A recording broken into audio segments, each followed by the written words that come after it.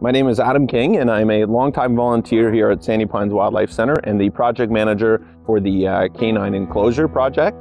So the Canid Enclosure Project is a large fencing area that we're planning for the back fields and behind Sandy Pines Wildlife Center. This location is very important for our canine species in particular, because we want to keep them separated from the rest of the animals here, as well as limiting human interaction and contact. There has been a dramatic increase in the number of canines that have been brought in to Sandy Pines Wildlife Center in recent years, mostly with mange. Mange is a very treatable disease, skin condition, but it does require quite a bit of recovery time. So that's why it's very important for us to keep them away from the rest of the property, to keep them wild for re-release.